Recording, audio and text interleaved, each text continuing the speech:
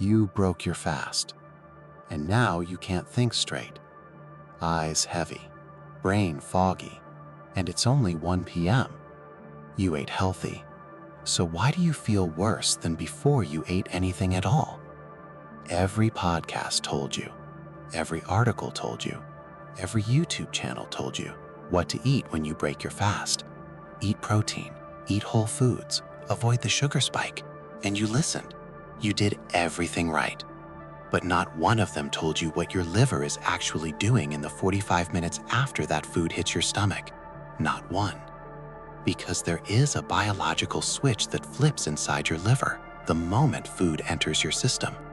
And whether that switch flips cleanly or gets stuck somewhere in the middle determines everything about your afternoon, your energy, your focus, your mood, even how present you are when you get home at night.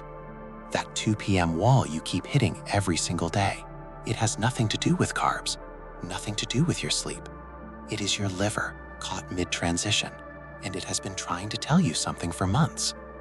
If you want the real science of the human body, not the same generic advice you have heard 100 times, hit subscribe. Now let's get into it. David Miller, 34 years old, marketing manager at a tech company outside Chicago. Desk job, back-to-back meetings, 3 browser tabs open at all times, and a Slack notification going off every 4 minutes. About 6 weeks ago, he got into intermittent fasting, not for any big reason, just because everyone around him was doing it. A coworker dropped 15 pounds, his gym buddy wouldn't stop talking about mental clarity. So David decided, all right, let's do this. 16 hours fasting, 8 hours eating. Black coffee in the morning, no breakfast. Eating window starts at noon. And here is the thing, David is serious about it. Every Sunday he meal preps, grilled chicken, brown rice, roasted broccoli, all portioned out in those matching glass containers his wife bought him. He's genuinely proud of this. He drives to work, gets through his morning meetings on black coffee, and when that noon alarm goes off on his phone, it feels like he earned it. For about 15 minutes after he eats, he feels great, full, satisfied, like the whole system is working. Then 1:45 hits, and David is staring at his monitor, reading the same email for the 3rd time, wondering if he needs more sleep, less rice, a different pillow. Maybe he is just getting old. He's 34. He tells himself that is not it. But he is running out of other explanations. Does this sound familiar? Because what David is going through is not a sleep problem, not a carb problem, not a willpower problem. It is a liver problem, and I mean that in the most specific, most biological, most fixable way possible.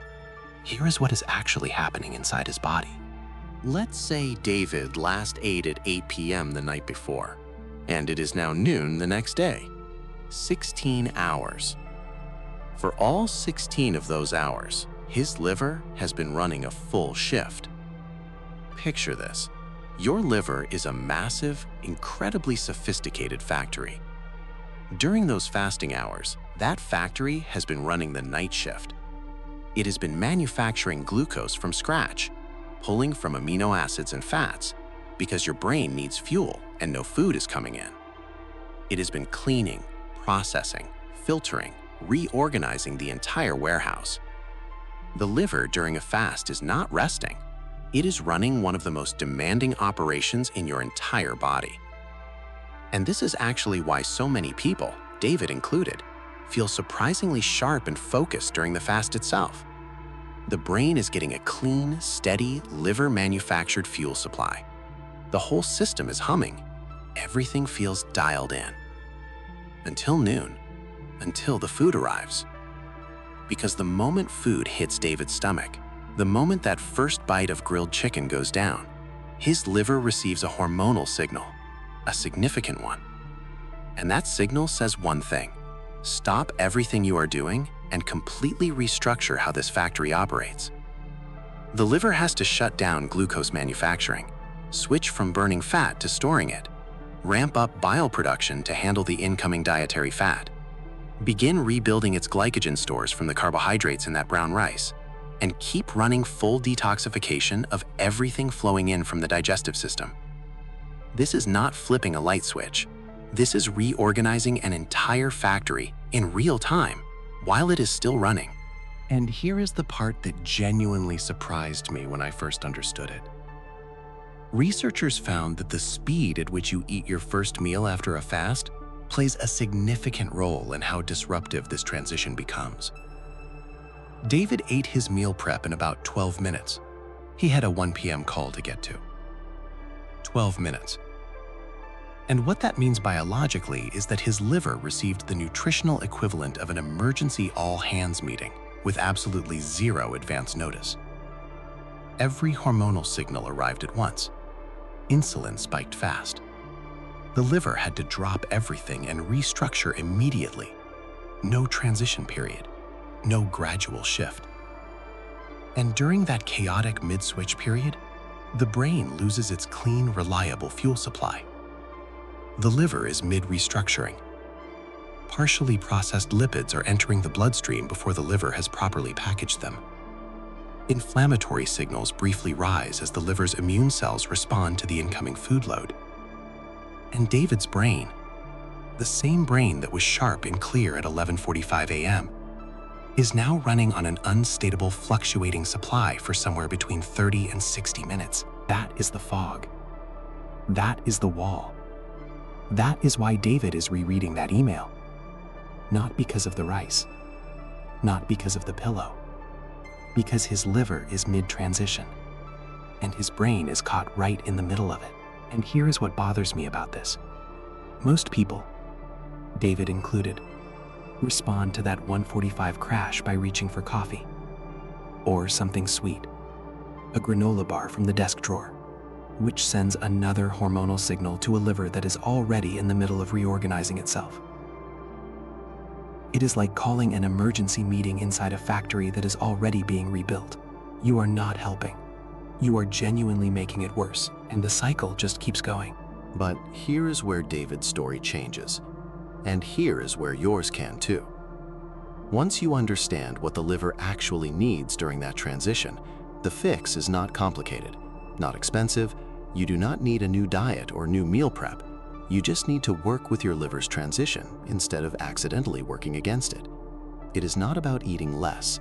It is about giving your liver a real chance to switch modes cleanly. 3 steps, based on what we know about how the liver handles incoming food after a fast. And every single one of these fits inside a normal lunch break. Step 1. Before you eat a single bite of solid food, drink 8 to 12 ounces of water, room temperature if you can. Then sit with it for 5 minutes before you open the container. That is it. What this does is begin a gradual signaling process to the liver. Instead of the liver getting zero warning and then a sudden flood all at once, the water starts a gentle early signal. Stomach acid production begins. The liver gets a heads up that food is coming. It starts preparing before the full workload arrives. Think of it as sending an agenda to the factory floor before the all-hands meeting begins. Some people add a small amount of apple cider vinegar to that water, a teaspoon in 8 ounces, as there is some early research suggesting it may support bile production. But the water alone is the important part. The ACV is optional. Quick note here. Please talk to your doctor before making any significant changes, especially if you have a diagnosed condition, are on medication, or have any known issues with your liver, blood sugar, or digestion. And if you have acid reflux or GERD, skip the ACV completely. Step 2. When you do start eating, eat your protein and fat before you touch your carbohydrates. This does not mean a different meal. Same container, same food, same meal prep. Just when you open that Tupperware with the chicken, the rice, and the broccoli, start from the chicken side. 4 or 5 bites of protein and fat before the rice enters the picture. That is the entire change. Here is why this matters. Protein and fat trigger a much more gradual insulin response than carbohydrates do. When you start with protein, the insulin signal to the liver arrives slowly, giving the liver time to begin organizing its transition before the larger glucose load from carbohydrates shows up. Same food, just a different order, and the difference is real. Step 3. Slow the first 10 minutes down. Set a timer if you need to. The goal is to still be eating at the 10-minute mark. Not to eat less, but because the pace of eating directly controls how fast those hormonal signals hit your liver. Slow eating means a gradual signal. Fast eating means a flood. And a liver caught in a mid-transition flood is the exact reason behind every foggy, heavy afternoon David has ever had. And the practical piece, because I know you have a 1 p.m. call too. Eating in front of a screen naturally makes you eat faster. Go to the break room. Sit in your car for 10 minutes with your container. Finish eating before you open your laptop. No screen for the first 10 minutes of your breaking fast meal. That one change alone makes a measurable difference. And one more thing, if you can manage even a 5-minute slow walk within 20 to 30 minutes of finishing your meal, the research on light movement after eating and blood sugar management is genuinely impressive. Not a workout, not a gym session. 1 lap around the building, walk to get water, walk to a colleague's desk instead of sending a message. 5 minutes. It helps the liver finish its transition by supporting glucose uptake through gentle muscle movement and takes real pressure off the liver during the most chaotic part of the switch. David figured this out about 2 weeks after he understood what was actually happening inside his body. He did not change his meal prep. Same chicken, same rice, same broccoli. He just started drinking water before he opened his container. Started eating from the protein side first. Started eating away from his screen.